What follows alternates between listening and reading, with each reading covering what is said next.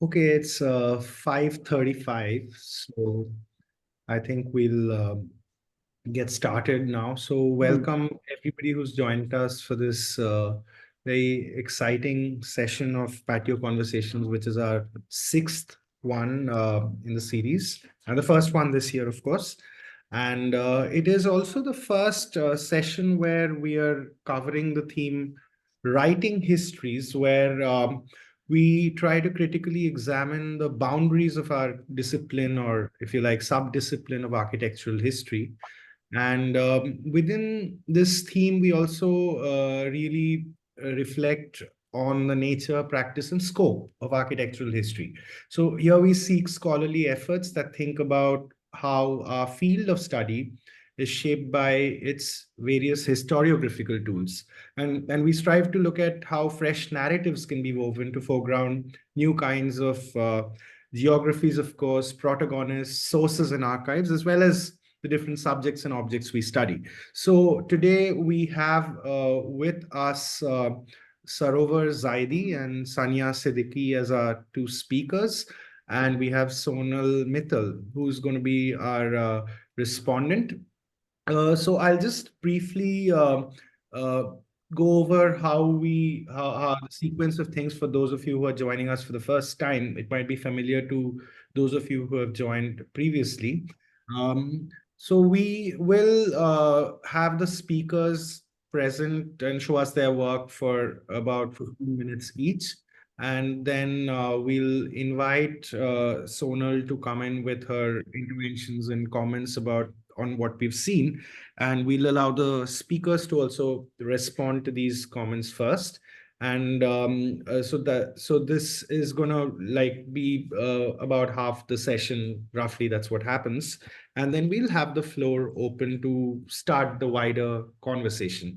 And I once again would like to welcome everybody, and if you haven't already done so, I invite you to join our mailing list, which you'll see on our website. There's a button on the homepage to subscribe and join. Please do so in order to get invitations for future sessions, and we'll write to you directly. I'd also like to let everybody know that we were using an open link to join until last year, and this we just thought that it would be better for us to also record the different people who are coming so that we don't miss anybody out, and to know how how we're growing, and the different interested people who are joining us. So with me, I'm the theme director of writing histories. With me is Yakin Kinger, who's joining us from London today, and the both of us curate the writing history session. I'm going to hand over to Yakin to introduce our first speaker, and then and Sarover is going to take over right after that. Over to you, Yakin. Thank you so much, Saptrishi, and I extend a very warm welcome to everyone who has joined us today, especially our speakers and our respondent. So to quickly introduce this session, we are joined today by Sarover Zaidi, who's from Jindal School of Art and Architecture, and Saniya Siddiqui from the School of Planning and Architecture in New Delhi as speakers. We have Sonal Mithal from CEPT University as a respondent for today's conversation. In her talk on Indian Ocean motifs and Milieus, Sarovar will first show us her use of an anthropological approach to recover erased histories of transcultural and intercontinental networks, encounters, and exchange over Indian Oceanic and inland channels in the native town of Bombay, a settlement whose architecture and life remains disobedient to fixed colonial era categories. So, with that and without further delays, I invite Sarovar Zaidi to please share her presentation and we can get going. So hi everybody. Just sorry, suddenly the light has changed. So for first thing I want to say is that I'm not an architect, so um, forgive me if I make some architectural blundery mistakes. Also, I'm not a historian. I've actually studied philosophy and social anthropology, and I have worked on the field of architecture, and now I have taught for about 10 years in architecture schools, and done innumerable scary looking juries. Um, so, in a sense, the architectural discipline becomes my field also now. So there are many things I have learned, and there are many things I've understood that the discipline beckons. And some of my work has either absorbed those ideas or tackled with them or somewhere tried to move through them in different ways. A lot of things that I will present will be which are actually very I've always felt that when I've presented with or spoken to friends who are architects, these are all things that are very easily known and understood by architects first and foremost than even by people in humanities, because of the idea of practices that architects are involved in. I'm broadly discussing four kind of thematic ideas, and I'm going to show you images and also read out from a larger body of work. My work on this started in Bombay, in what is quote unquote called the native city of Bombay, which is essentially now a Muslim quote unquote ghetto area, because and some people might have heard of it. It's known as Dongri and Bhindi Bazaar, etc. There's also a kind of bypass of the Muslim ghetto, which has been built in 2002-3, which is the JJ flyover, which in a sense reinstates what has always existed in the imagination of the state for more than 100 years, from the British archive times or the British times to the post-colonial time, as a space that cannot be understood, or a space that is too chaotic to be understood. Haven't I already shared the screen? Oh, No, I sir. thought Can you please? I thought my screen is running. Okay, sorry guys. Now it's So perfect. Thanks. yeah. So, so the ideas that I'm working with and drawing from is the idea of roots and roots, this notion of everything having origins and roots. And I'll open that out as part of my um, ethnographic fieldwork in this area. The other idea I'm looking at is social and aesthetic histories. Also, this notion of motif and milieus. It's a idea of a philosopher called Deleuze, and it while I was trying to understand this space, it really came forward towards me because the empirical and the philosophical are always actually talking to each other. And then, of course, the idea of pure forms, colonial cities, and what uh, categorical taxonomies and what they define for us and what they leave out. So, in a sense, my talk is broadly will move between these things. Uh, it's I will start with this is this is also in the field of humanities. There was a shift at some point where we used to study landlocked nations and nation states, and there's Professor Enseng Ho's work called The Graves of Tarim, which kind of moved away from understanding the world not as like, oh, what is the history of this country, but what is the history of this ocean, what is the history of movement, people, roots, uh, trading routes, migration routes, of course also slavery routes. And this of course is a much larger in-depth field in the field of anthropology and history right now. uh, the reason I show this map is to kind of start thinking of Bombay not as a city in Maharashtra, India, but to think of it as part of a much larger horizon, a much larger landscape of the Indian Ocean. And yeah, this is what the area looks like now. And I want to read out a little bit to you guys. I'm going to leave it to this slide and read to you. Uh, Bombay was an en route city. It fell on many sea routes across centuries. Today, its archive is strongly present in the architectural form, through the evidence of settlers who range from Bene Israeli Jews to Iranis in the 18th century. a city aspired by for many, many centuries, and possible, and we can only search for it through these, in a sense, fragments and debris of the architectural that is left behind. Because otherwise, new histories of Bombay have been written in which it has been fixed. Mm, it was one of the most important ports to emerge in what has come to be known as the Indian Ocean world. The Indian Ocean has provided Bombay a form which could move between Fatimid mosques, Fatimid architecture from Cairo, which is still part of the trace here, to Mangalore roofed Gothic facades, to naively, also, of course, slotted by architectural historians into Indo-Saracenic forms. So this is classically would be seen as Indo-Saracenic, but it's a very interesting. This is the first. This building is actually the first Hajj house of built in India, because in 1901, as far as I recall, it was built. It was built by a Maiman trader. Maimans are a particular community of Muslim traders, and he used all these different styles and facades. And also, the only way of going to the Hajj in 1901 was through the sea route, at that time at least. So the city is being continuously built, sorry, with reclamation of islands, but construction in forms of ports, industrial units, production, housing colonies, and of course, religious structures, which are part of its very intrinsic nature. The making of the city and its end-rootedness came to define Bombay's key motif, as a city hinged on movement, settlement, transformations, and continuous making. Translating literally into issues of land use, disputes, reclamation, colonializations, taxation, all the way to FSI, and of course, construction labor, movement of designs, Bombay inherited all that comes with a port city in the Indian Ocean world. Traders, settlers, and workers came from Iran, Iraq as early as the 12th century, settling in areas such as Mahim and Kalyan.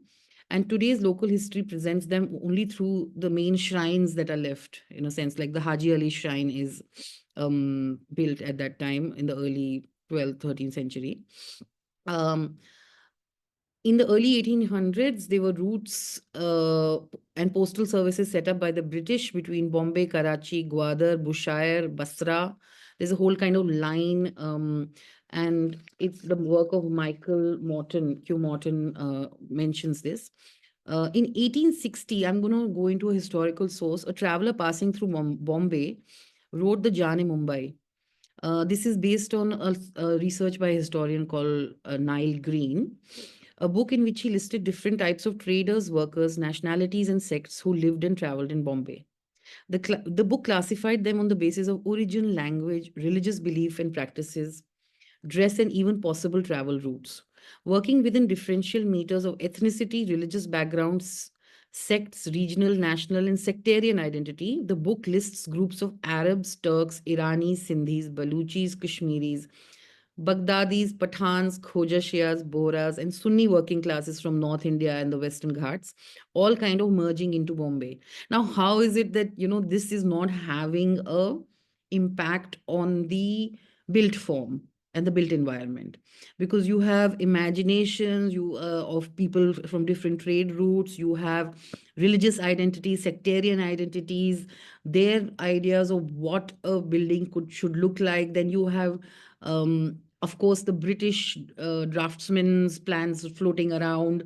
Then you have new materials that are being understood that can be used. Also, materials that have pre-existed within the kind of Indian range of materiality that is used in architecture at that time. And then you have the artisan or the craftsman or the karigar now, or the mistri as is known in architecture.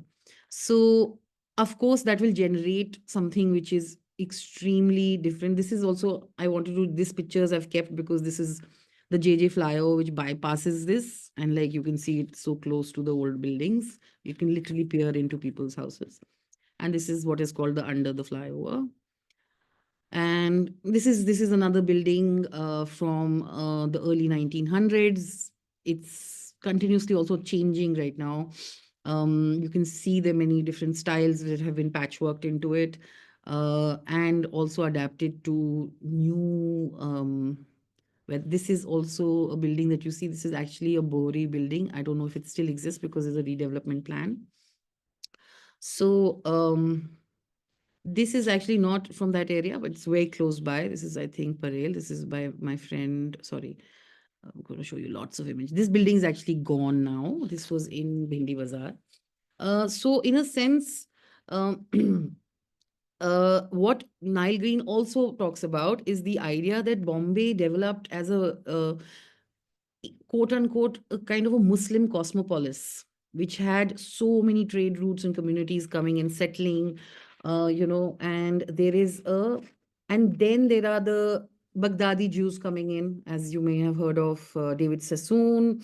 You have, and of course, Hindu trading communities from within India, from Kathiawar, from parts of Rajasthan. Now, each of them is kind of bringing in different styles. These are all buildings in that area, and you can see they've changed, they've developed. There's a kind of montaging of different kinds of facades. This is actually a view from Haji Ali, which I've kept from my friend Gopal's photos. This is a corner in Umar Khadi, which is also a part of this whole Dongri area. This is now called, as an anthropologist, it's the people call it the Amar Akbar Anthony Chowk, because the building at the back is an old Jesuit space. Then there's a shrine which is of a smaller known person who came and settled here. On the right is actually a Maharashtrian Hindu building which is in deco style mostly, which, and probably parts of the montage have changed. Um, of course, there is a one of the things that I want to read out to you here before I move forward. So there is a once you view this area from above the flyover, which I showed you briefly, it looks like a staccato of innumerable buildings, mosques, housing colony, markets, and business centers.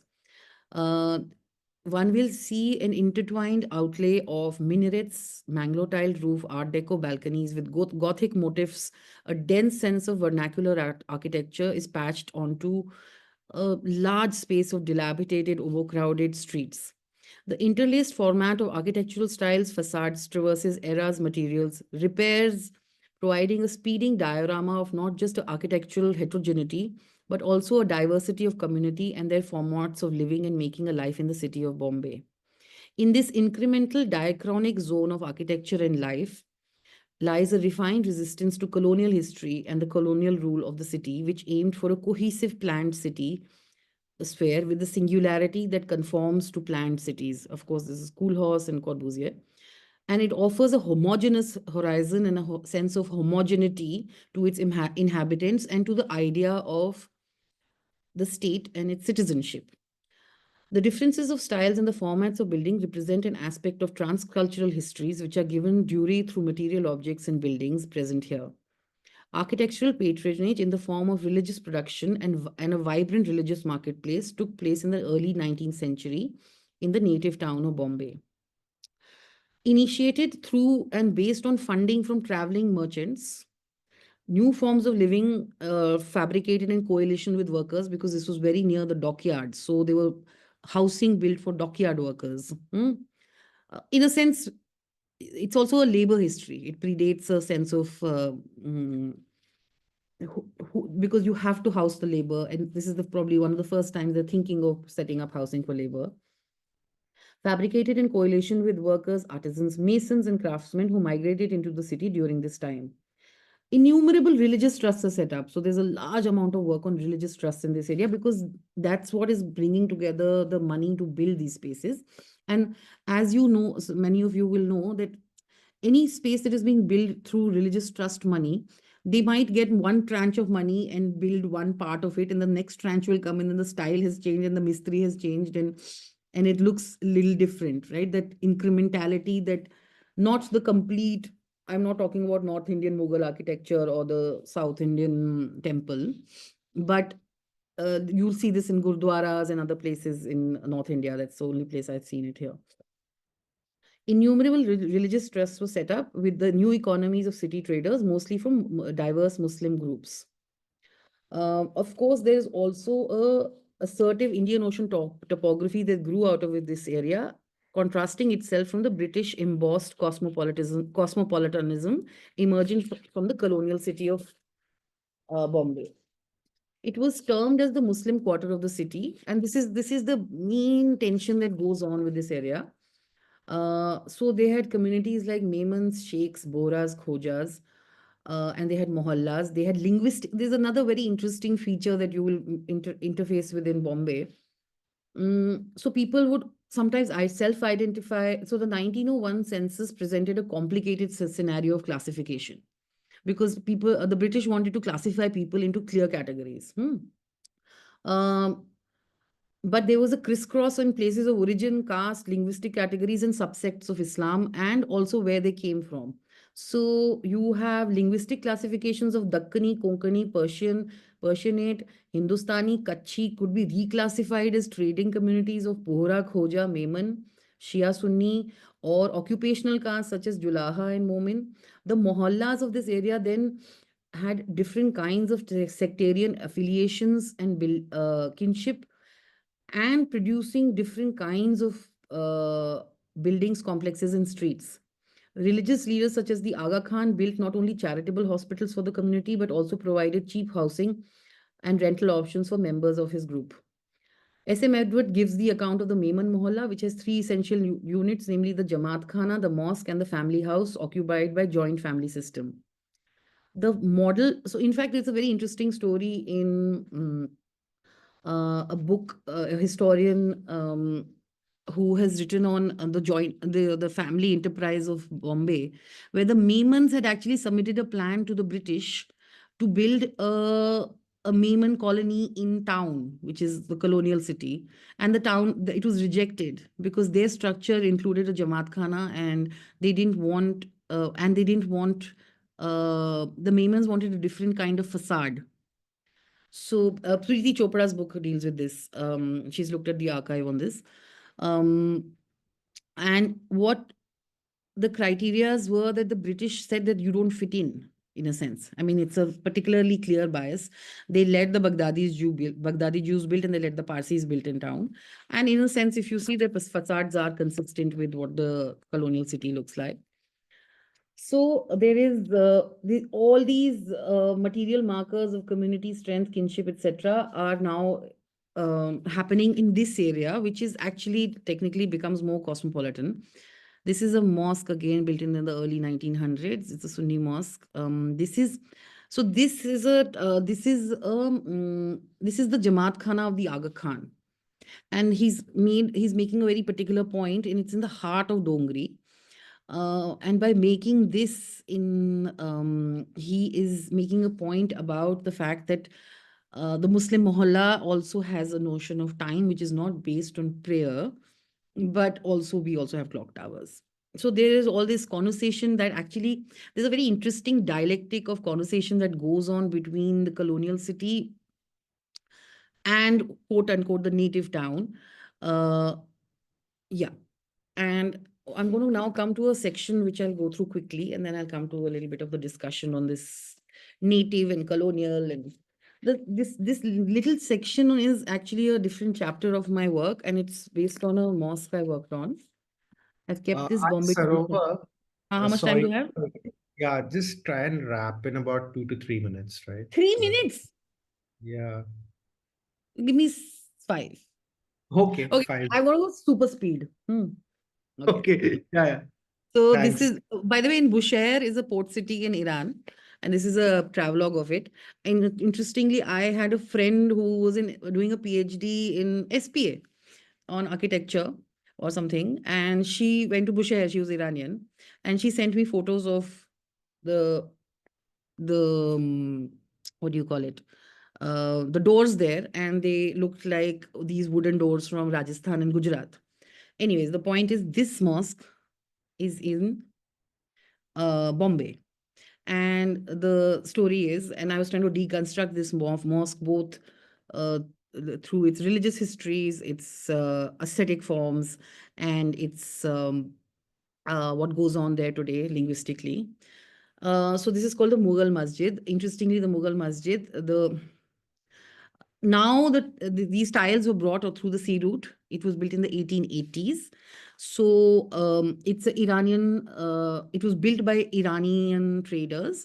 And as you can see, the roofing here at some point, they understood it's going to rain a lot in Delhi, sorry, in Bombay. So you can't put like a flat roof or a dome roof per se. So they got in the Bangalore tile. The Bangalore tile story is, I'm sure a lot of architects know the story of the Jesuits who brought it to Bangalore, etc. If you want to look at Orijit's work on that, and Orijit and Asha's work is there to look at the Mangalore tile histories and its Indian Ocean links. And what happens is this is a leisure mosque. This is a late Qajar period mosque, which is a leisure mosque is in the sense of space which is not just used for prayer, but people can come and hang out here, and that's what used to happen. It's also becomes a center for Muharram, which is the mourning rituals of the Shia Muslims. Interestingly, what happens is there's a kind of Shangri-La effect it has in the psyche of the Indian Shias, because Iranian Shiaism is considered with a lot of reverence. But the person who delivered for 55 years the sermon here was from Lucknow, and he spoke in Urdu. And the audience was all Kutchi and Gujarati Isna Sharia Shias. Okay, so a very interesting linguistic mixing and architectural mixing when goes on here. It's a much larger piece of my work. And I wanted to discuss a little bit more on the motif, but Saptarishi scared me. So I will not read out the idea of what I've written on the motif, but essentially a motif is understood primarily as a design or a pattern. The idea in Deleuze is looking at something that is not static. Motifs and motifs move through kind of milieus, and at different times they kind of become heightened and embossed. So the mosque gets its identity in a sense from being the Irani mosque, but it has technically not much to do with Iranis now, right? So because its structure, because its look is this Iranian blue mosque look. So the motif is continuously sliding with the present, and here in a literal sense. And in the Indian Ocean world, this motif milieu thing is continuously happening because certain aspects are taken from different things, whether they're material aspect or ontological or theological aspects, and they coincide and they stay, and then they sometimes break away, sometimes they fade away. One parts, like just like in buildings, some parts fade away. You know, people's experiential ideas also fade.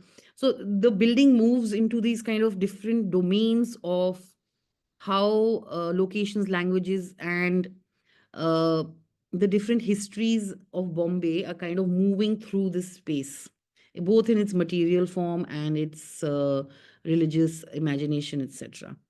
I'm going to end with this little shrine I used to go to called the Pedro Shah Shrine, which is Pedro Shah's story. Put it briefly, you can see these. This, I think Vikas Dalavri, if he's, I don't know if he's here today, he's very interested in these railings here. And then there is the tiling on the floor. The Pedro Shah story is briefly, Pedro Shah was a Portuguese laborer. And at some point, he performs a miracle in the bazaars of this area. And there's a shrine for him. And in a sense, I found the presence of this shrine. There's a different story in the archives on this shrine. But the story on the street was that he was a labor hero. And his name is, of course, coming from the fact that he was Portuguese. So there are all these little traces and debris of stories and conclaves that one finds in this area. And the last but not the least is my work on the synagogues, which are all classified as this is the first synagogue of Bombay, called the Samuel Devakar Synagogue. It is today termed as, the railway station here is called Masjid Bandar, because this is called the Yehudi Masjid, which means the Jewish mosque. Again, a very interesting idea of classification in naming a place. So there is no mosque here. There is a synagogue here, except the terminology is using the word mosque. In architecture, I think this is classified as vernacular, which I find slightly problematic because it is talking to the area at that time of what was being built. So it is trying to fit in, and there's the notion of passing in architecture, which has existed first in the Jews and now today in Muslims in Europe. That's why they build mosques which don't look like mosques from the outside. So I imagine this is part of that. And oh my God, so much pressure. And just to end with one small thing. Um, so I want to end with things which one reads in like people like Corbusier, who suggest surgeries of the city, which is what JJ flyover does to this area. You bypass it. There is a contrast to the colonial city. I don't know if I mean people like Timothy Mitchell, who's an anthropologist, he worked on Cairo, and there's always a tension of presenting the colonial city as opposed to something that is the native city. And the that tension is always based on, oh, we have wider roads, we have a more organized system, and we have consistent facades. So there's no, like, there's a kind of consistency that, so it's a regulated space, it's a space of it's industrious, clean, it has rules, it has obedient political subjects, and a very clear notion of the public and the private, a clear notion of family, which is separate from community, which is separate from work. And in a way, not only did this area provide a different idea of cosmopolitanism through its through the fact that religious trusts are building community labor housing, or the categories are not so clearly laid out as um, a colonial city demands. And that is, even today, in a sense, the planning of the city, they bypass it because they don't want to deal with it. So yeah, I want to, because I don't have too much time, I will stop here. I have loads and loads and loads of stuff to say, but we can take it on in the discussion. Thank you. Thank you, Sarover, so much for that fascinating glimpse into your work. And I'm sorry to have curtailed your time, but we will have a lot of time to return to your work when the conversation begins. Um, I'm now excited to introduce our second speaker, Saniya Siddiqui, who's a PhD research scholar at the School of Planning and Architecture in New Delhi, and her research is on architectural and urban history itself.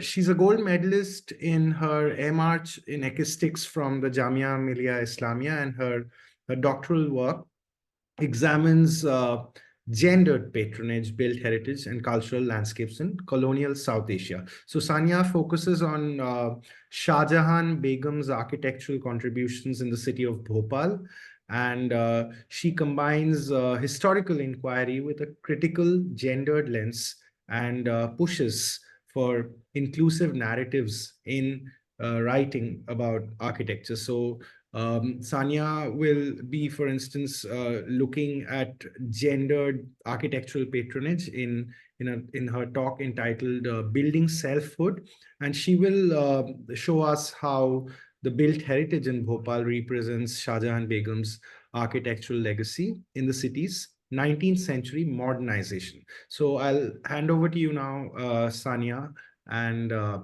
floor Thank is you, yours. sir. Thank you, sir. Good evening, everyone. I'll just quickly share my presentation.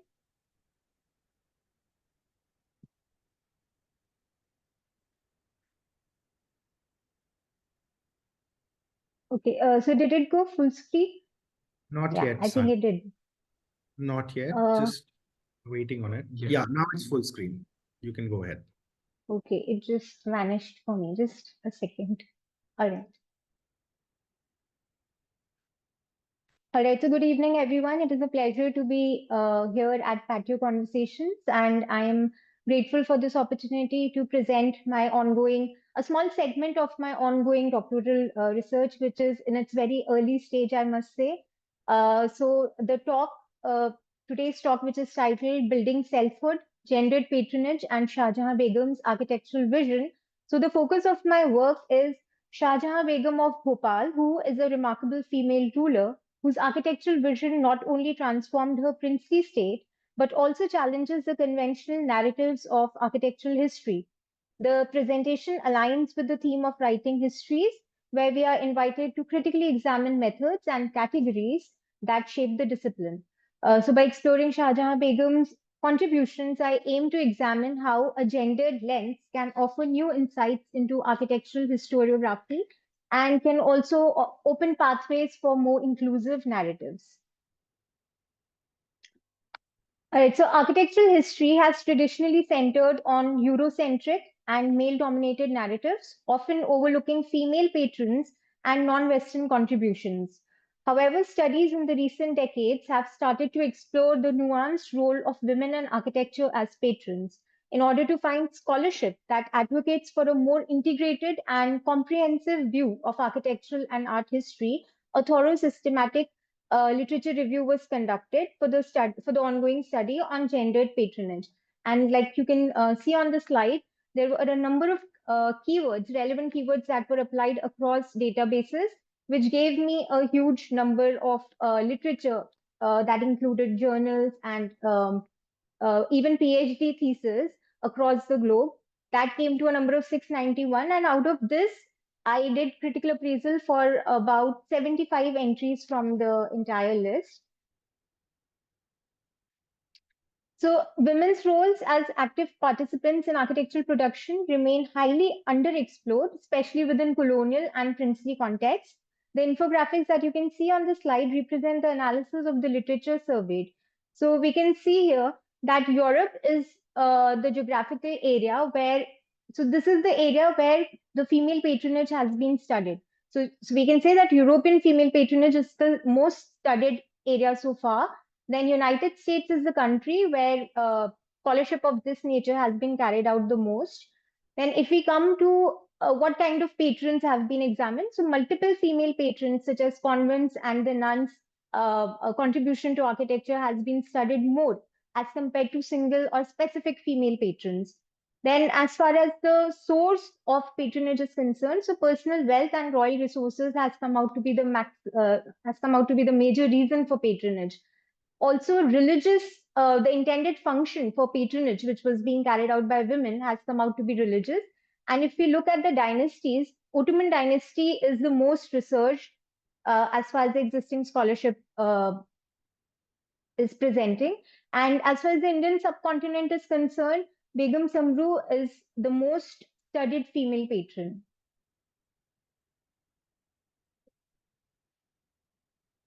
The literature survey demonstrated that women use art and architecture to construct and maintain a visual program of self-identity. Through literature, gendered is also referred to as different roles and influences that men and women have historically had on the field of architectural patronage. And it states that architectural contributions were influenced by the female patron's status as a woman and their relationship with men. Gendered nature of patronage is linked to motivations behind architectural projects, which were often tied to familial and commemorative obligations. Now, this is the vocabulary on the left-hand side that has come out from the literature that I surveyed. So, matronage, gendered authority and representation, self-fashioning, piety, patriarchy, gendered piety and visibility being some of the words. Building selfhood for women patrons in architecture transcends the mere act of constructing buildings. It is a profound statement of identity, power, and legacy. So my research situates itself within this argument where I try to focus on how gender, authority, and cultural expression intersect in architecture produced by Shahjahan Begum, and how she constantly challenges canonical definitions both through her personality and her works. Now, so the following slides will be a representation of Shahjahan Begum, her personality, and her works, where these three methods have been employed as far as the current research is concerned. So architectural evidence, text which includes archival, vernacular, and contemporary literature sources, and material and visual culture. The central Indian state of Bhopal, which was founded in 1724, in colonial India was the second largest Muslim state, and second only to Hyderabad. Now, Princely Bhopal was an Afghan polity, and it presented a unique case of matriarchal succession, which was a rare phenomena, with 4 consecutive women rulers who ruled from 1819 to 1926, spanning more than a century. Interestingly, before these formal women rulers, there was a long chain of politically powerful Muslim women who had a lasting impact on the public domain. So here you can see this is a timeline to understand the impact of influential elite women in Bhopal throughout. So out of which, definitely these four are the formidable women rulers, with Shahjahan Begum, who is the focus of today's talk and my work. And Mamula Bai also ruled as a de facto ruler for more than half a century. So this definitely shows the impact that women had throughout Bhopal's history.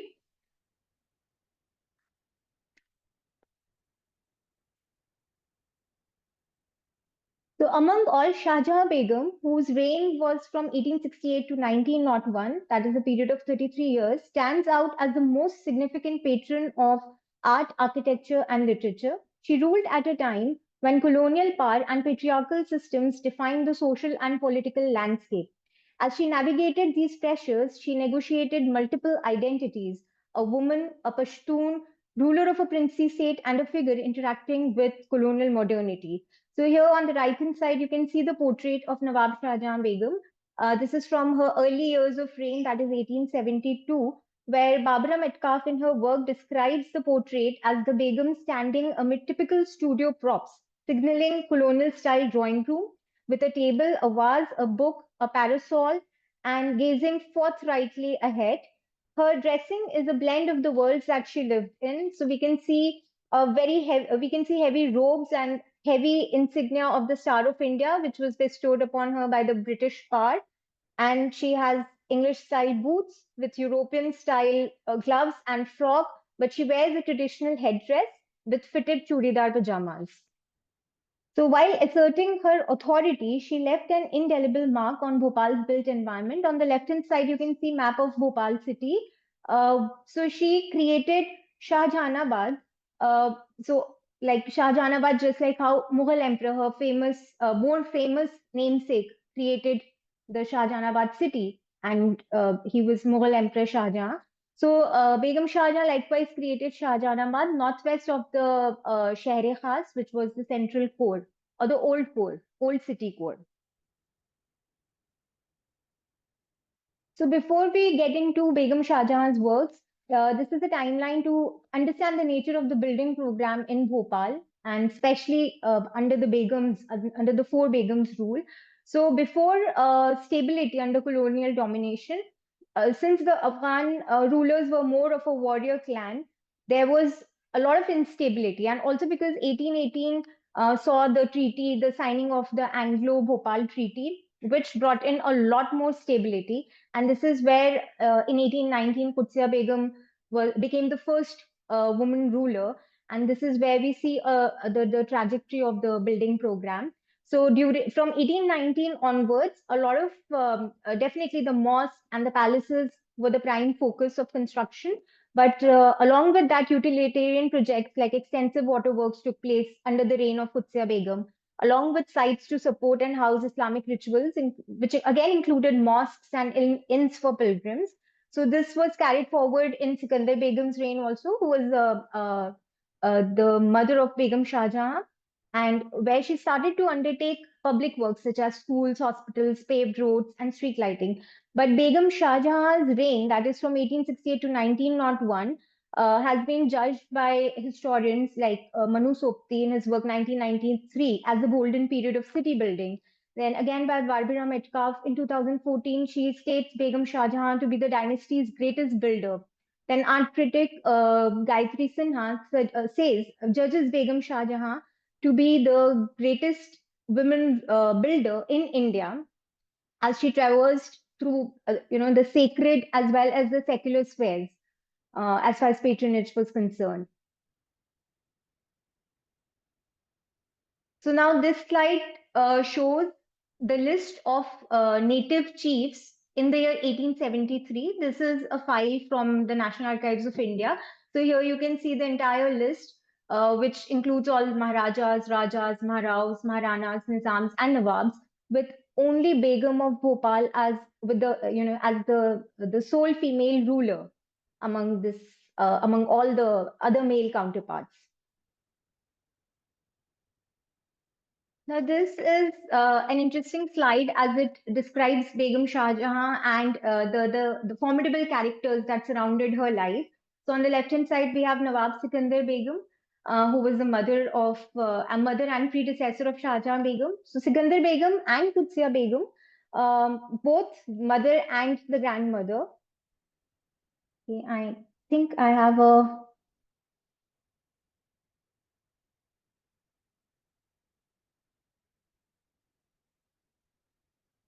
Okay, is it? I think I've lost the part, but I can continue if that's fine. I can just. Yeah, we can hear you, Saniya. Please go on.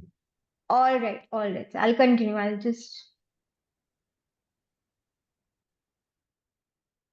We can still see the slide, at least I can. Yeah, so I'll just continue. I've just stopped my video, and that's. Yeah, so Sikandar Begum and Qudsiya Begum, her predecessors, had ruled as unisex Pathan chiefs, wearing male dresses, known for riding, shooting, and directing their own troops. Shah Jahan Begum, in contrast to her predecessors, you can see the image in the center, presented herself in many respects as a new style woman, highly feminine. And the image also draws attention to prop signaling participation in female education with book and the pen on the table, and English style embroidery that she highly encouraged, and domestic setting as a part of the change as far as the woman question was concerned. And she represented the new patriarchy of the era. On the right hand side, you can see the image of Nawab Siddiq Hassan, who was her loving yet controversial second husband. He was one of the foremost Islamic intellectuals of his era. And interestingly, Begum Shah Jahan defied stereotypes by remarrying him as a widow, arranging her own marriage and marrying an outsider that was outside her status group, putting a question on royal succession and inviting familial discord. But he was a renowned scholar and a very well-traveled man. Now, there is another very important figure in Shah Jahan Begum's life, that is Sir Lipple Griffin, in the center of the image. That is in 1882. And in 1880s, Shah Jahan faced the greatest crisis of her career as Sir Lipple Griffin, who was an ambitious and powerful civil servant, also an agent to the government, to the Governor General of Central India, collided with her husband, Nawab Siddiq Hassan, and charged him with heavy sedition charges. So here we can see a lot of archival evidence that that shows discord between Begum Shah Jahan and Sir Lipple Griffin. So you can see here, which is it is in contrast to the image that I showed you earlier, where Shah Jahan Begum was looking at her audience right in the eye. Here we can see a heavily clad Shah Jahan Begum because she receded behind the parda, especially after her second marriage. And to this, Lipple Griffin made a lot of remarks which are recorded in the archives. So he says that the fact that Her Highness has retired behind the parda is prejudicial to the interests of good government in the state. The time may perhaps come, and he also hopes that the time may perhaps come when she will voluntarily decide to return to public life and to a certain extent control the administration of the state. To which, very interestingly, she responds in a very strong language where she says that I'm quite tired of your abstraction and discord. The constant molestation without any cause has proved a source of utmost inconvenience to the state. She also quotes Griffin, where he mentions that the British government cannot see with indifference the misgovernment of the Bhopal state, and she asks for a detailed list of causes for such remarks. She also mentions that if I had no opportunity of engaging in the state affairs, and if I was ignorant of what was going on in the state affecting its improvement or otherwise, how could there be an increase of 8,000 men in the population of the state? She also draws attention to the construction of new roads, lighting the town, remission of taxes, construction of numerous bridges, and numbers of new posts that were being erected, along with the construction of railway. So this was very interesting to find the dynamics that were happening among the larger than life figures. So her vision as a ruler and builder consisted of extensive undertakings in urban planning and architecture. The buildings she cared about most were palaces, gardens, and a spectacular mosque. Just a second, sir.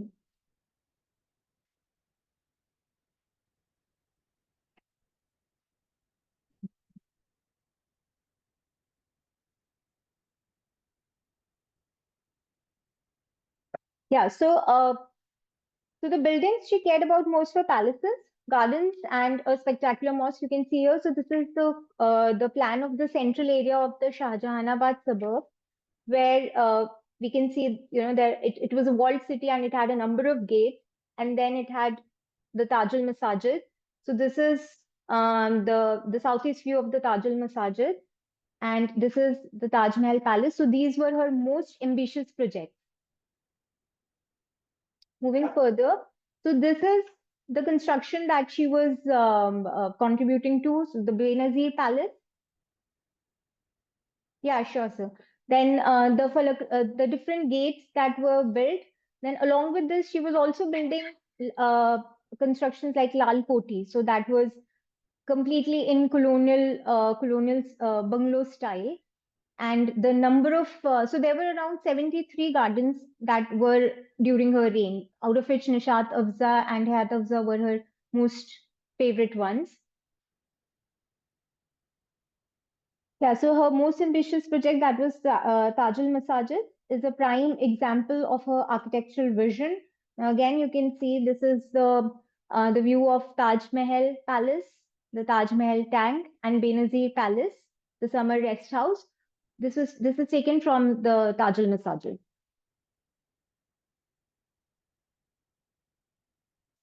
Now, along with palaces and mosques, she was also undertaking urban projects like development of roads, waterworks, which showcase her engagement with modernization, aligning with colonial infrastructure policies while retaining local autonomy.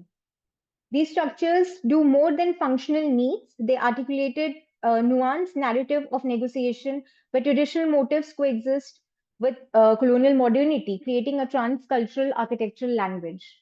So I'll quickly take you through the slides. Now, this is unfortunately some of her prime works, except mosques, which are in a derelict state, like you can see here, Noor Mahal and Taj Mahal as well. So this portfolio of Begum's work also highlights the gap where surveys of architectural projects of the Indian princes rarely and mostly never include contributions of Begums of Bhopal. Now, this is so far the gendered glimpses that I've found in Shahjahan Begum's architecture. Like there is a designated Zanana gallery space, which was created by the Begum in Taj al Masajid, which is also known as as the biggest mosque in India. Then, as also in Eidgah, she had a designated space for women to come and offer prayers. Then this is Pari Bazaar, which was a dedicated market for women, where traders were also women. So it was a completely enclosed space. Now, this is reflection of reformist Islamic teachings in her architecture, where we see that there was a lot of grandeur and the scale was completely huge when it came to her mosques and her palaces. However, this is the image which shows her grave in Nishat Afza Bagh and her husband's grave in Bada Bagh, which are completely opposite to what the Mughals were doing, because she was constantly following Mughal examples as far as her palaces were concerned.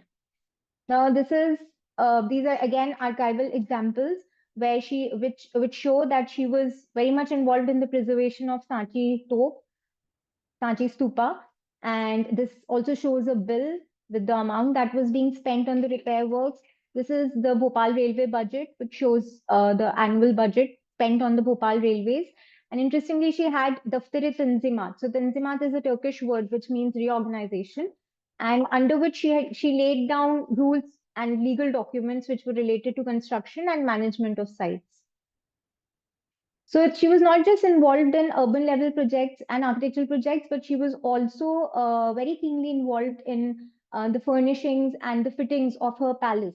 For instance, Taj Mahal. So these are the brochures which I found in the National Archives file regarding purchase of article of glass for furnishing and for furniture in furnishing Taj Mahal Palace. So she was a published author in Urdu and has some work in Persian as well. So like here we have Tajul Iqbal Tarikh-e Riyasat-e Bhopal, which was published in 1876, which is the history of Bhopal state. Then Aina Diwani Tanzimat, where she has laid down all the rules. So it's a law book. Then Sidqul Bayan, where she has extensively praised the Mughal emperors and their architecture. Then this is also a very interesting dictionary, which was which was compiled by the Begum herself. That is Begum's Khazanatul Lughat. And her pen name was Shireen, so she was also a poetess. This is a very interesting excerpt from her work, Tajul Iqbal Tarikh-e Bhopal, where she is challenging her male counterparts to match her good governance, and is also giving this as a manual, which should be, which should be used in order to understand good governance. So, her male counterparts being the other Indian princes, and is also inviting comparisons where she has, so for instance, you can see here, who, though she is a woman, can teach lessons of wisdom to great statesmen both in politics and finance. Now, these are the methods which I have been able to understand as far as the ongoing research is concerned. So, qualitative analysis, historical architectural analysis, literature review, case study approach, biographical focus, and comparative analysis. Now, I'll just end by saying that this research is still evolving. And like I mentioned, it's in its early stage. So I hope today's session shall spark new insights. However, I'll leave you with two very important questions that I look forward to. So how might gender-focused approaches reshape the field of architectural history? And what other methods or perspectives could enhance this inquiry? Thank you so much.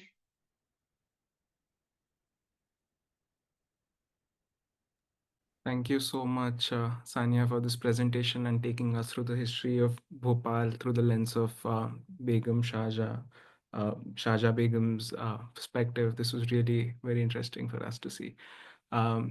With this, I'll quickly introduce Sonal Mithal, who is our respondent for today.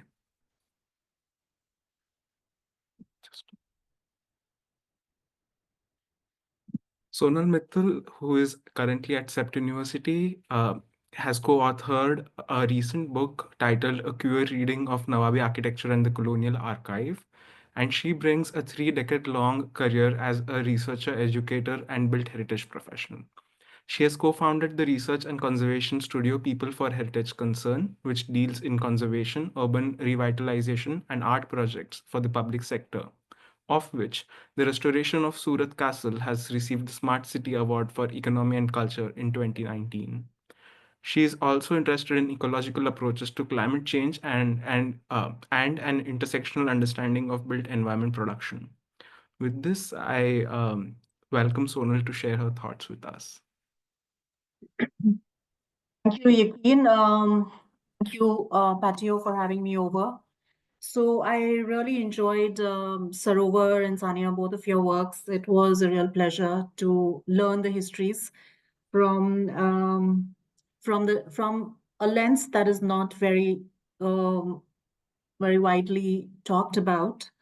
I will begin with Saniya because that is like the later one. It's like fresh in my memory. I really enjoyed your work, and even though you say it is in the early stages, but I really think that you are doing a very good job at fine reading the archives, and especially finding evidence in the archive in which you are able to see the voice of the Begum. And that is what stood out for me. So it is like, what she wrote, the letters she's writing to the British counterpart, or where she's actually publishing and writing to other Indian princes, see, this is how I do things and this is how you do things. I think it's a very important study, and it's a very important paying attention to the archives, fine reading, and looking for that kind of material. I think kudos to you for doing that job. I think it's when you write about the methodology, you do say that it's threefold: archival, textual, and architectural. Textual, material, culture, and architectural. But just I think what you are doing in terms of that is, I think, the evidence. But what you are doing when you are reading the text and you are reading and finding evidence for where is the voice of the Begum, that is your method. That is a part of your method. So I think that needs to be, if you just like foreground that and own it up, it would be like an amazing, like it's like, I think that's the richness of the study that I saw in your presentation. So that is one thing. I also like, I think this is where I was hoping there will be later on, like Yakin, there can be a conversation between Sarover and Saniya, because in Saniya's presentation, we saw that there is some kind of an alignment of the Begum to embrace like some of the things that are happening in the colonial world, like, you know, so there is, and it may be a conscious decision, but what matters is the agency, because the woman, or the Begum, she's exercising her agency to decide that these are the projects, whether they align with the colonial project or not. The agency matters. And in Sarover's case, the agency matters, that they want to resist that kind of invasion and a kind of a regimentalization of the Muslim quarter. So that is something which also stood out for me. And Saniya, if you can like take that forward, that would be, I don't know, like you say, it is in early stages. I already see a very rich project emerging. So Saniya, it was really, really amazing work. And I think your work does speak very interestingly to mine from her own terms of what she wishes to be, the idea of her plan, her modernity, what she keeps, what she doesn't keep, what she rejects, on in what is quote unquote the tradition, what is quote unquote in the modern, and to then generate a voice through her patronage, which is, and of course her writings and all, is also very fascinating. yes. So Saniya, just want to add to that, like I'll just quickly give all my comments, and then maybe you can respond to that. What I really enjoyed again in your presentation was the, like you foregrounded, and when you say, I think it's coming from the material culture, this thing that you showed photographs of the Begum being photographed. But I think, again, I would emphasize that you talk about the agency and bring the nature of agency as your methodological tool into the research, that in what ways is the Begum exercising her agency. And it matters that you did a fantastic job at unpacking the images. I really enjoyed, like, you're paying attention to what she's wearing, how her clothing is kind of, you know, intertwined and bringing together a lot of cultures, and also in what cultures, how power portrays, and how the audience will read that, and she's embodying all that. But it also matters that she is commissioning the photographer to come and take a photograph of her. And that actually is a subversion of the gaze, because she is commissioning somebody to come and photograph, and not necessarily a subject that is, you know, like a colonial eye that goes photographing and saying, hey, this is, you know, the other or the exotic. The commissioning agent there is the colonial eye. So I think if you bring in this kind of a vocabulary, it will, you know, it will further ground, and it will further, you know, support, like, not support is a very weak word. It will just like give you a little bit more push as to how the Begum was doing what she was able to do, and, you know, so last thing I want to say, and that is a response to your question, like what other ways in which can be used. So definitely agency, but the subversion of the colonial eye, and I would like to bring in here one methodological tool, which is the gaze. It's an old thing, but it is very much embedded in studies, women and gender studies, in which there is a lot of work that has happened in which when to exercise the agency, the one who is like subject to the gaze, whether it's a colonial gaze or whether it's a gendered gaze, they either subvert it or they evade it. And so in the evasion, in the refusal to be part of that gaze, lies the agency, but also in terms of appropriating that agency by way of commissioning the photographers and so on and so forth, and to commission people who will write the letters and so on, lies the agency. She's writing in English. Who is she hiring to write in English? Are they, so try to build all of that up, because this is where she is using that tool to subvert it on its own end. So that is the methodological tool. You can use gaze. And I think in your case specifically, it's a culmination of both gender and colonial, this thing, which she is like, kind of, negotiating. So I think that's about it from my side. And I'm very happy. I'm very, grateful that you shared this work with me. I'm very, very, honored to see it. And I look forward to how this project develops. So thank you. Thank you so Nikki, much, should I, ma'am. yes, like, Thank you, should ma'am. respond or should I? Tanya, if you would like to quickly add something, and then maybe Sonal can come back with her thoughts on Yeah. Sarovar's presentation.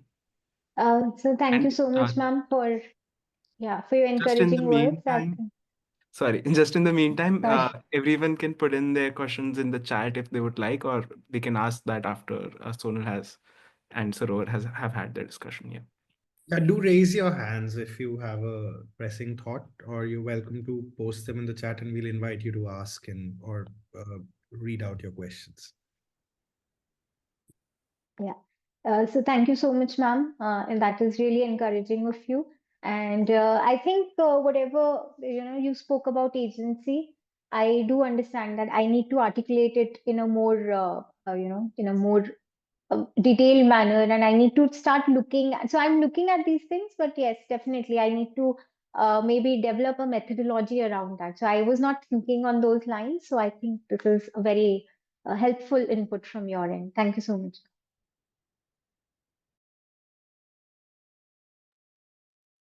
Well, Okay, and yeah.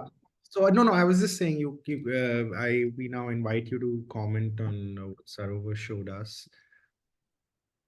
yes. So thank you. And Sarovar, likewise, I really enjoyed listening to you. It was like a very a very delightful, I mean, it was a very delightful story to listen to.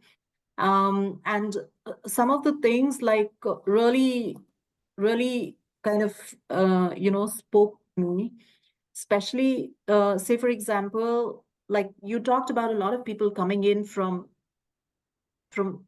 around the world and making Bombay what it is. And so Bombay is as much of the hinterland, it's as much of the horizon of the ocean. And that is how you begin the story. And that's what you want Bombay to be known as. So one of the things that I was wondering is like, and you did, I had written a note in the beginning and I'm like, okay, you did mention about the taxations and reclamation records and so on and so forth that you have been accessing. And then I was like, okay, and then you drop it. And then later you come back to it and say, all right, there is a lot of evidence of resistance amongst the people to the colonial, to the colonial articulation of, this is not regimentalized, this is not clean, so on and so forth. I was just wondering that the fact that this stays, whether it is in debris form or whether it's like, built and it is like, it's organically built over and it's quote unquote chaotic and that's the life it is it, how would you define it? Like, do you see that there is a lot of merit in it. It is the merit that disadvantages the colonial eye because they are not, as you said, they are not able to understand it. And because of that reason, this thing survived. Or would you like to articulate it like that? Or would you like to articulate it that way that the British did not think it good enough to pay attention to that and then it's stayed? So I think that articulation is not, it did not like, maybe it is there somewhere, but I think it would be nice to hear from you, like, how do you see the merit in it being the way it is? Chaotic, chaotic is not the right word, but it is not formal. It develops as it goes. It's not even, I don't even know it's incremental, but it is very ad hoc. And the merit in it being ad hoc as it goes, as you say, the trusts come, the artisans have changed and things have changed. So the ad hocness adds to the validity of the place. So I think that definition of the validity, how would you articulate that, is something I'm very curious about. So, two things. One is, you mentioned the space as resistance. Now, they are the primary idea that one is trying to see is that when idea of city plans or what is called the colonial city develops, right? The colonial city is developing as a categorical idea of what is state, what is the street, where the shops are, where the housing is, and movement of vehicles, etc. eventually, right? And also as a sociological category, it beckons that there has to be a certain kind of citizenship, right? So and that citizenship is very clearly then also defined. Even today, and this is not just about the colonial era, even today, people will say that after VT station, a certain kind of enlightened individual changes. Because the enlightened individual is the one who is the town residing person, exposed to English education of a certain kind, etc., exposed to certain ways of living and moving in the city and markets and universities and colleges which are existing there. So it is not out of a plan that there is a resistance, but here the reason I have to evoke the colonial city and its contrast to quote unquote the native city is because in a sense the archive is continuously trying to grapple with the non-colonial spaces because they don't know how to control. So one will have to go back to Foucault's idea, security, territory, population. How are the populations have to be managed? How is territory to be managed? Like, the plague in Bombay was actually brought by British ships in the 1890s, except the first rules of regulation came on the native city, right? The blame of it somewhere went into the native city. Oh, these natives are not able to manage. No, but the plague was brought by the colonials. There is also an inherent bias that happens in the notion of the state, like it happened even today, like when COVID happened in Delhi. The blame went on the markers of the Tablighi Jamaat in Nizamuddin East, right? So in a strange way, the forms of the native, quote unquote, in how it has been pre-colonial and post-colonial state is doing more or less the same things, where it is saying, oh, this has to be this area. The same thing happens in the US. Chicago, like I had a colleague who lived in Chicago, and he would always say how they built flyovers and bypasses over the black ghettos because they don't want to deal with it. But my idea in this is that it also, in a strange way, resonates with what Saniya was speaking about, that the logic of cosmopolitanism, the logic of settlers, the logic of the idea of city, community, religious sects, sharing of land with laborers, for labor housing, for clerical housing that was built, for 300 years in Bombay, from the 1700s onward, even pre-British, right, is something which is not which has not been clearly defined, and that makes it actually more cosmopolitan, where you're not regulating everybody's facade. Ki nahi, you can't be here because your facade is looking like a mosque. There is no mosque in town in Bombay, which is very, very weird if you think about it. Like I thought about, I was sitting in Europe and I was like, wow. And that notion that, like today, if you there's a book called The Mosques in Europe. So in Amsterdam, nearly all the mosques look like a modern European building from the outside, like 21st century building. And because it's passing. Architecture deploys very similar rules that actually humans deploy. Like in India, English language deploys. When you speak English, you become something else. If you speak English in a different way or a different accent, you become something else. So I, in a sense, through my work, and I did not read out everything to you, I'm stuck with the kind of, so whether it is language, identity, and eventually actually the Begum's identity is very interesting. And you know, the point that you were saying about her agency, because people are doing different things. It's not like the people in Bindi Bazaar are not designing using the plans that are coming from Europe. They're also using some of that in their building plans. They're also using new, facades which are Gothic. They're also there's a lot of movement and tension inside it. They're using what works for them, what they can afford. They are not coming up with this rule ki nahi, ye to Hajj house hai, this should not look like this. I mean, that building that I showed you in the beginning. So they are not getting obsessed about, oh no, a Hajj house should look like a green Meccan architecture kind of building, right? So they have, what I am kind of trying to point at is that the notions that coloniality brings fix things in clear categories and then beckon everything to respond to what their idea of that category is. So even the colonial gaze thing that you mentioned, I'm not fully clear on your question, but the like Timothy Mitchell's work is all whether also there's a book on Lahore, old Lahore, new Lahore. Okay, I mean, of course, Delhi, Lutyens Delhi versus Shahjahanabad. There is this continuous othering that happens, that we know it better. This is the way a city should be built. It should not be old Istanbul, new Istanbul, all.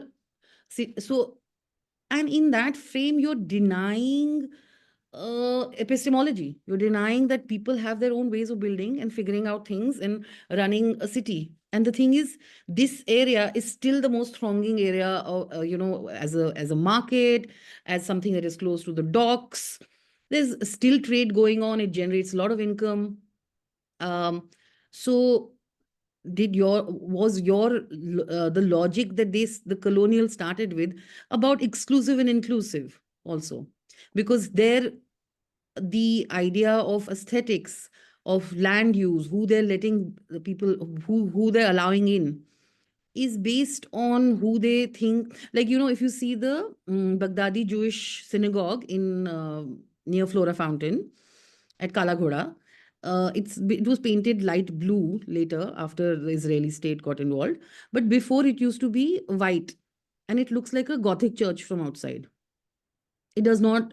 And that's why I always say that, what does a synagogue actually look like? Because the synagogues in New York, the synagogue in Berlin, the synagogues have been passing for a long time, because the Jews experienced in Europe what the Muslims are experiencing now, in built form, in identity politics, in names, all of this. So I'm kind of trying to fold all of this as a response to the categories that we land up functioning in, essentially. I mean, I don't know if I'm clear. Totally. Like, I get your point. I was just like, to give you a context, like, why your work speaks to me a lot is that I'm currently working on this project of Surat history, and Surat is like, Surat geographically is very close to Bombay. very And, so it is like people call it a cosmopolitan city. And one of the reasons is like one of the arguments that I'm making is that it resisted its colonial colonization and settling. And why? And so because of that, so the resistance is coming from the thing. So it doesn't, the point that I'm trying to make is that the fact that Bhindi Bazaar is the way it is, it's because of the way something people did, the people who followed certain routes and came to Bombay and went certain routes away from Bombay, they were doing something which created that milieu. Yeah, Now, exactly. yeah, now what is that they did? And so it doesn't have to always reference the colonial, this thing, but there is something which they did, which mattered and which is causing what it does. So if we articulate it that way and not reference too much of what the colonial were doing, or the the constant reference to the difference, in that way, it will be just one more step in decolonizing the writing of the history, because then it is like totally, looking away from that referencing. It can start from that, but a detachment from that will be maybe another very proactive way to decolonize the writing. So the chapter section that I didn't read out on the Mughal Masjid, and another chapter of mine looks at this, because it's irrelevant. It doesn't matter. Exactly. Yeah. But those are like different sections of my thing. This was much more a overview towards architectural forms. So it's I mean, you're absolutely correct. Uh, it does not have to be a function in the binary, but because I was drawing out a particular discussion, also related to how architecture wishes to read its histories, in very categorical terms, that this is colonial, this is etc., Baroque. So how do I complicate that space? That's kind of what I was trying. Thank you. Thank you. Thank you. I do have other comments, but I think I'll just like other people come in. I think there are a lot of questions coming from the audience. So yeah, Saptarshi, over to you. No, the chat is buzzing, and it's Oh God. yeah. So I basically think I'll start with Isaac Matthew, who is for you, Sarover, suggesting a reference of Kaiwan Mehta's books that Yeah. attempt, and he underlines attempts to look at ornamentation in Bombay. So I think if you're familiar with these Yeah, sources, I'm familiar with the book, and Kaiwan's book deals with a particular area, which is actually the Hindu area of this side, which is Bhuleshwar, and he does something interesting in it. He yeah. does not venture into what is Nile Green calling the Muslim cosmopolis Okay. much. That's And all. Uzma has her hand raised, and she's also written something in response to it. Uzma, would you like to ask your question in person? Uzma Yes, Siddiqui? yes, please. Thank you so much. I'd just like to caveat before I say anything else by saying that this is my first talk of this kind. I'm actually an investment banker, so you've all brought me into a completely different world, and I'm very grateful and really honored. Thank you so much. Um, I have some comments on and observations and questions for both of the speakers. Very interesting, enlightening talks and very diverse. First of all, Sarovar, it's very interesting that you mentioned the dichotomy between the native Bombay and the colonial. Do you, and also I really and something else that struck me was also how you distinguish the different types of minorities. So the Maimans, did not fit into the whole British paradigm, whereas the Parsis and the Jews, who are a much smaller minority, were willing to adapt and adapt their architecture to fit in. Now, I was just wondering, within native Bombay, Do you think there are certain dichotomies and differences and segregations if you look at it in a more on a more granular level? Because I can see that there's a very stark difference and that division, but within that native Bombay, what were the sort of differences and segregations? Did you find any of that?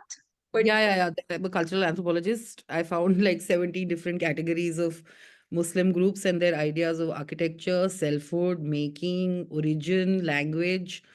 So you have the Khoja Isna Sharia Shias, you have the Aga Khanis, you have the Bora Shias, you have the UP Sayyids, the Irani Shias. Then you have the Memons, who are seen as completely different from all the Shia groups. Then you have different denominations of Sunnis, again deriving from they are Arab trade from conversions within India. So there is that's a, then you have Pathans, you have, like in sure, Mem. there's that diversity that came across in your talk, but was there some element of segregation, or would you say that they sort of intermingled and it was a much more fluid space? It is a fluid space because they're all in trade, so they have to speak to each other. And this is organized like an old market also. So if you are getting if you're taking a loan, building a house, organizing a wedding, you're buying across the market, which is owned by different people. But they all, there is an internal segregation in the mohallas, and the mohallas in some of the groups where, like the Khoja Aga Khanis had a separate space for living. Also, it's also goes into histories of inheritance in different groups.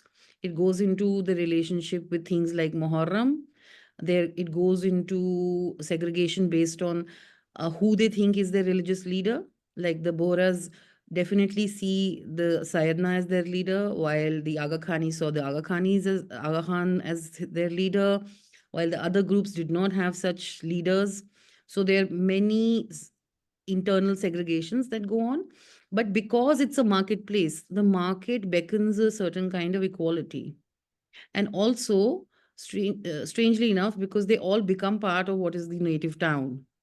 So, uh, in a sense, the reason this place is still very vibrant and highly functioning and economically is because they work with each other. That's what I could say. I don't know if you've come across this book. It's called The Sea of Debt. And it's all about the it's exactly about what you're saying about the commerce throughout the Indian Ocean. Have you read it? No, who's written this book? This is by Muhammad. No, this is by Muhammad Bishara, and he's actually the protege of the person who wrote The Graves of Tarim, which you mentioned earlier in your talk. Oh. And So Singh is famous for his male student who produced books very quickly, by the way. Anyways, I will look up Bishara's books. I'll write it in the chat. And thank you very much. I have a question for Saniya. Thank you so much. That was really enlightening. I absolutely loved your talk. A few things struck me. One thing I think Sonal mentioned, which was the voice of the Begum. I mean, you can see her dismissive, I'm quite tired of your, representative. And then also the way she articulates what she's done and what she's accomplished. What I wanted to ask you is, it seemed the way that the slide or the way that the narrative was framed, it was almost the British sort of didn't like the fact that she decided to go under parda. And was this anything to do with that, do you think? I mean, it's also part of that colonial gaze that I think Sonal alluded to, right? Because it was her agency, the choice to choose parda, but it probably seemed, wrong to the British, for want of a better word. I mean, wrong's the wrong word, but if you know what I mean. Yeah, so So, like, your question is that how did her choice of parda impact her decisions? Is that the question? No, my question is that the way that the slide was framed, because you know, when you Hmm. mentioned it, the first thing that you mentioned was that she decided to take parda, and then you had the Hmm. British responding. So was there a Right. link between that, or is that just in general, you know, No, no, no, them no. Yeah, questioning rulers? no, there's a strong link between all the events that were coming up. So, like, if you remember the slide that I showed, so, those characters really played a major role in the Begum's life, and how her whole, the architectural vision also shaped, especially in the 1880s. So, Sir Lipple Griffin had a major impact on the Begum's life. So that was a response to the Begums receding behind the parda. So the slide I was see. organized in that order only. Yeah. Okay, and then my other question is, it was interesting how you said that all the studies of women, the words that come out are gendered piety and piety. So I don't know if you know, women could at that time build a monument to love, like you know, Shah Jahan did, and they were just you know, it's almost as if to affirm their strength they needed to sort of conform to the norms of like being pious and Yeah. fitting into conventional society. Yes. That is the case.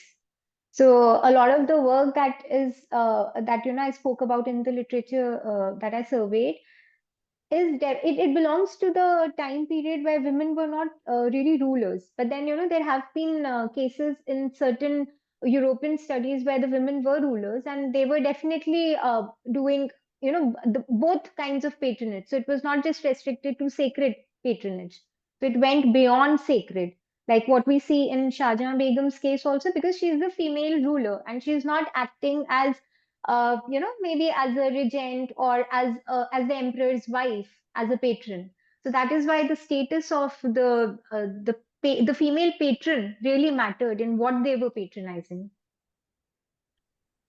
I hope that Thank you very answers much. the question. Thank you. Yeah, so Thank there's you. this other conversation that Saniya, I'm going to keep you here about that Sarah's asked a question that you've responded to, but I would just like to bring you both in and Yes, sir. how you, Sarah, do you want to ask your question in person?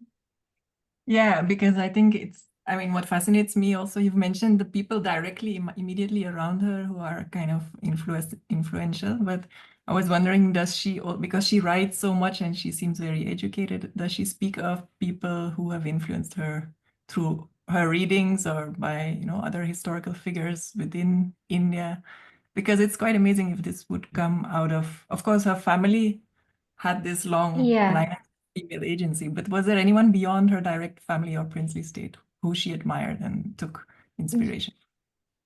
Yeah, so like Sarah, I did respond to the question, but so like as far as beyond her family, and like you mentioned that in other princely states, so I think that is a thinking point for me also. Thank you for bringing that up, because I'll definitely keenly look into that, like what was her relationship with the other princely states, because like the text that I showed, there she's challenging the governance of her male counterparts. So, as far as other princely states, was she really so not a princely state, but did she look up to Begum Samru, or like Ahilya Bai Holkar was also just immediately before her. So that is yet to be seen. But then, as far as her contemporary allies, I would say I think Queen Victoria was a major influence in her life. So that was a very strong example, because she has written about that. And as far as the Mughal emperors were concerned, so she's written extensively and glorified them in her books at Kul Bayan. So yes, That's but fascinating. the other princesses, I'll definitely look into it. Thank you for that. Okay, so I had a couple of comments and questions for both speakers, so I'm going to just jump in very briefly. So thank you both for very, very exciting work. I want to speak with you, Saniya, first, because I think it was really great to look at your work in the flesh and see the fascinating analysis of the image making practices which Sonal highlighted in commenting on your presentation. So one of the references that I wanted to suggest, I mean, you can look it up and see if it's helpful, because I think a lot of the conversation is revolving around the agency and the figure, and of course architecture is making its sort of appearance every now and then, but it's been at the margins of our discussion. So this is where I want to like center the idea of architecture, because you might want to look at a very, very different kind of a figure, but Venu Gopal Madhipatti's work on Gandhi and what he calls self-same spaces, right? So he is, especially because of the fact that you showed the way the Empress or the Begum is fashioning herself and inviting these commissioned photographers to come and sort of, almost represent a material culture uh, that portrays the kind of ethics and values that she stands for, which is really sort of hybrid between, her own sort of lineage and the colonial milieu that she's inhabiting. And how this projects, and you alluded to that when you spoke about the Pari Bazaar, when you spoke about these gendered spaces she's creating in the city also. So there might be a connection to draw, and Sonal beautifully said that there is a methodological imperative that you're following, but you're probably not stating explicitly yet. And so you need to focus on that more and bring it in the center of your narrative. So this idea of self-fashioning being projected to architectural and urban development might be something that you want to see, that are these spaces mirroring her own self-fashioning, and maybe draw that connection in a slightly thicker way. So that's just a suggestion. Look it up and see if that's useful. Sarover, I am particularly taken by the fact that, and again, I'm coming from the writing histories theme. I mean, one discussion we've been having so far is about the idea of resistance and disobedience to categories, right? And that's figuring quite prominently in how you're showing the work. But then again, I'd like to ask you that when we think of writing histories, what are the productive and generative ways forward? Because one thing that's apparent to me is that you're thinking through space as a changing entity, and so in a way your archive is constantly being refashioned, reproduced, and reinscribed. And then do you think that that gives us or allows us to learn from you as taking the anthropological lens and how we write histories? Because normally we are working with the archive which has a certain fixity to it. We might discover more archives and have new readings, but here what I see happening is, with the city transforming and being sort of refashioned, even the incremental developments that are happening with the various trusts, it's almost as if the archive's very structure is changing. I just wanted to know if you had any reflections on that, and is there something that you'd like to tell us architectural historians? Sanya, can I please go first, because I'm old and my memory will go on his question. Please. So no, so this is the contention. So that's why I very categorically said in the beginning, I'm not a historian. And this is a question that I have tackled on, like I was in a digital humanities conference where people were talking about archives, etc. And I said, for me, actually, when I started my fieldwork, the space there, which was that 2.4 kilometers under the JJ flyover, the built environment, the material forms that it beckoned and it generated, the imaginations that it created, became the archive. So the archive was no longer settled in the British archive where Yakin is sitting, but it was where I was walking, where I was bypassing. It was what the material and the built culture gave me, because there was no other way of actually seeing this. And what is very interesting is that, how many books are produced on the colonial city of Bombay? Like the last I counted, there were about 120, including coffee table books and other books. On this area, there are 3 books. And that also, like, one is Kaiwas, which is dealing with a specific part of this area. There is Nile Green's Bombay Islam. And they are only tackling the Safarnamas, or they are dealing with contemporary riots, like Thomas Bloom Hansen's book on the saffron wave in Bombay. So how do I then graft an area? And of course, I move between the built environment archive, which this space gives me, into certain sites here, like the Mughal Masjid, which I showed you, or I worked on the Bohris. So in fact, Saniya, my chapter on the Bohra architecture here, which is being redone, is architecture and selfhood in the Bohra Shias, because their architecture currently, and this connects to what Saptarishi was asking, they've demolished half the place down, all the older buildings. And they have now something which is a combination of shimmering Shanghai meets Fatimid arches. Okay. And that is the truth. And it's not, I cannot find the evidence of it in any archive. It is there happening in front of my eyes. If you go to the Bohra redevelopment plan, and that is because they want to, their whole framework is that we are not the Muslims who were part of the riots. We are not those Muslims.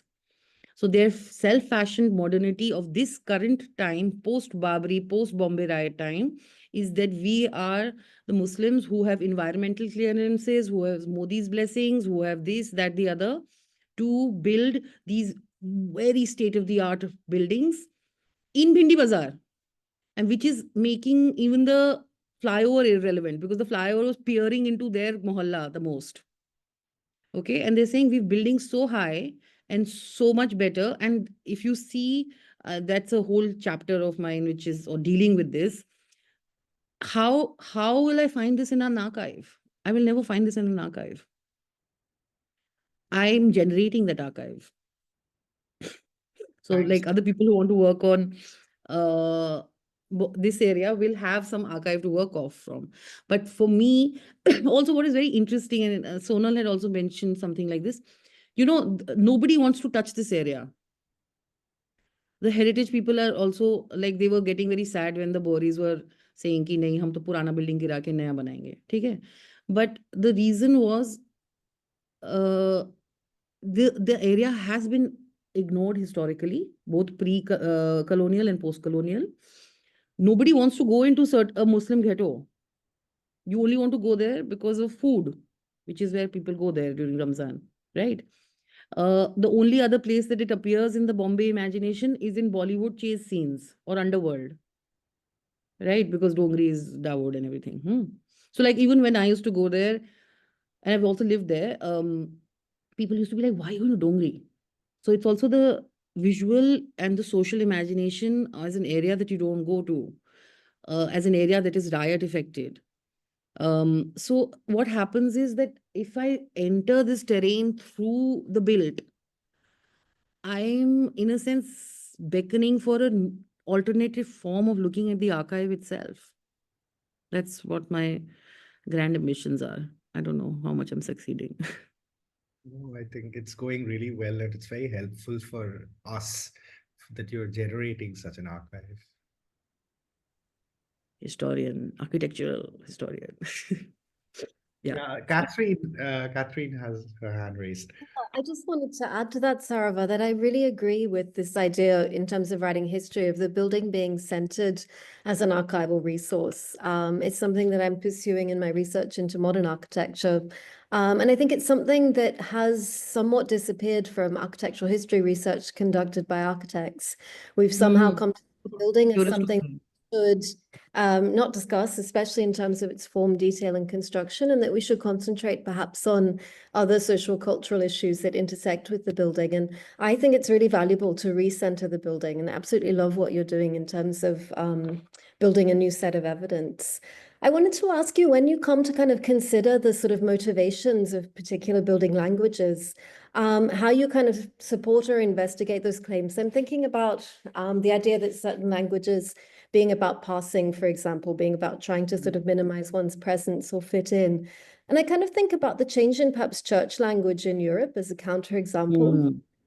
it's a dominant religion and it's dominant culture, but at a certain point, churches cease to look like churches, which sort of raises the possibility that there are multiple reasons for people using particular languages. So I was curious as to whether you had done more research from different perspectives that allowed you to place that particular reading on particular buildings by particular groups of people.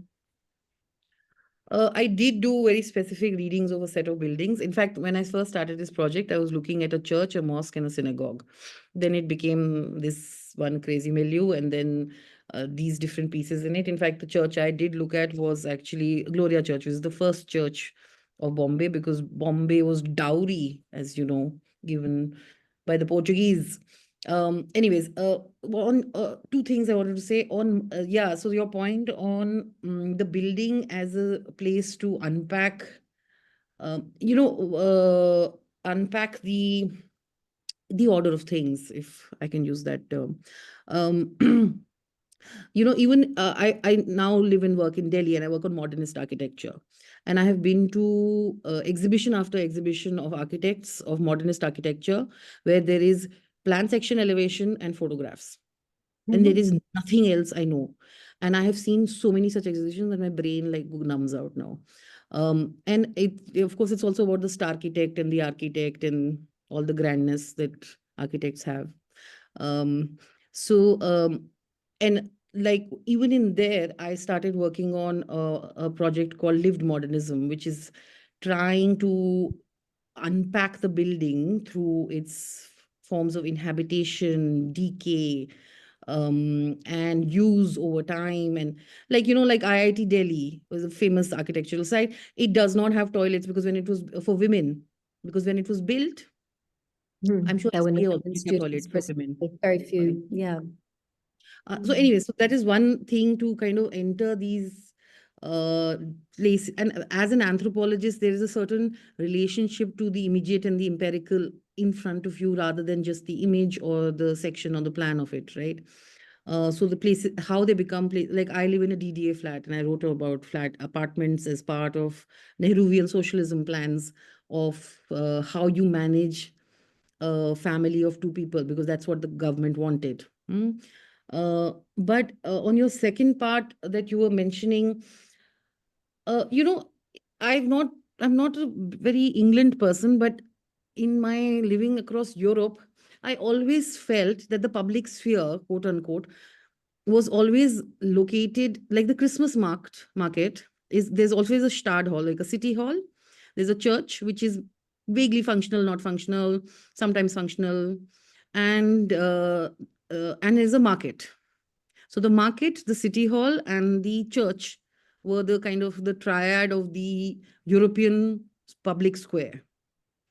And in at least like cities like, okay, maybe Antwerp and Berlin. So Berlin is a very complicated city, but smaller towns in Germany that I've lived in, and also parts of France, I kept feeling that there is a spoken, unspoken presence of Christianity, like the Christmas markets. Like, why is it that I have to be compelled to go to these Christmas markets? Because that is the public sphere that is available to me.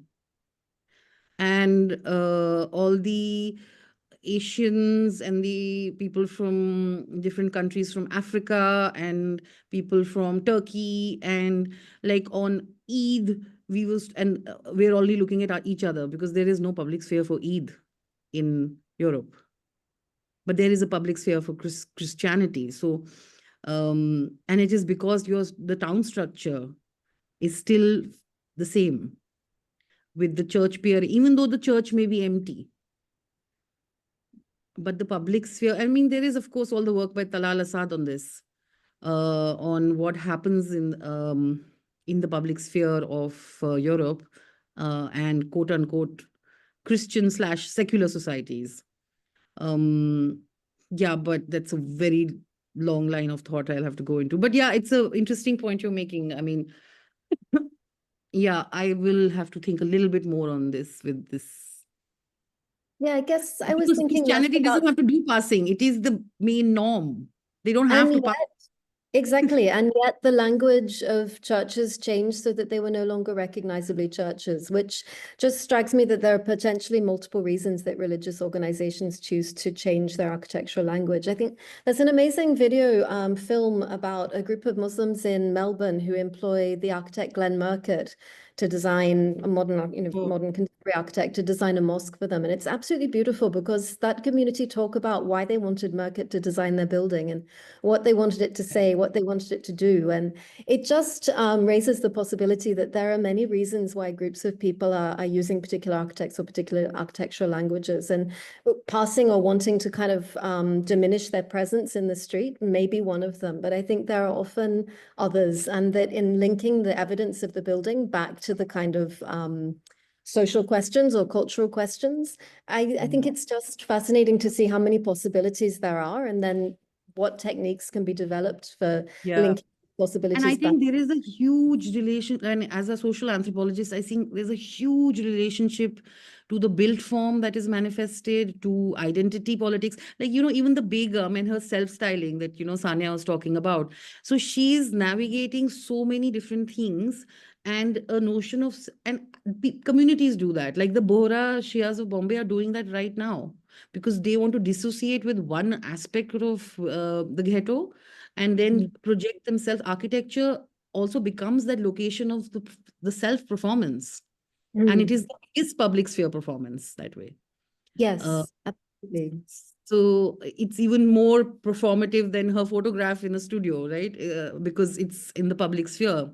So if her buildings will look a certain way, or she'll commission big things, it is about power, performativity, and the politics of the self entirely.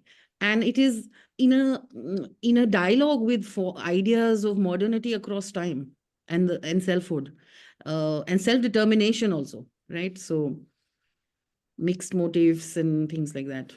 And also, of course, I also believe it's about labor and materiality. Absolutely, skills and who's building. Who is But available. yeah, maybe that would also Finbar Barry Flood's book is continuously dealing with this, where he's looked at temples, mosques, and other things, and how basically guilds of workers in North India, the Silk Route, you will see movements through that because of actually the workers moving. Yeah, between jobs for different clients and different types. You see it in modern architecture as well. You see, for example, Doshi using the same contractor that Corbusier used, and channel skill and detail traveling along those lines. But Saniya, maybe this kind of focus on buildings is also interesting for you, because you showed us such a fantastic series of photographs of amazing buildings that the Begum is commissioning. And I think it would be a shame if some of those actual built objects were not foregrounded in your study, because this is what she's left us. This is what she chose to commission. These are the particular things she chose to build in particular ways. And the question of her kind of agency and what she was trying to signify or say with those buildings is one thing, but the buildings themselves, I think there are clues in those buildings themselves. So, and yeah, I also really loved your research. Thank you so much. I'll have to cut the conversation here. We have been running for almost 2 hours, and this has been really fantastic to have such an engaging conversation following the two presentations. And I would again like to thank both Sarover and Saniya, and also Sonal for her responses, and to everyone who chipped in and asked interesting questions to expand this conversation. So we'll meet again in February with Catherine and Priya heading the next theme for us on the 13th of Feb. And we'll keep you all updated over email and social media. And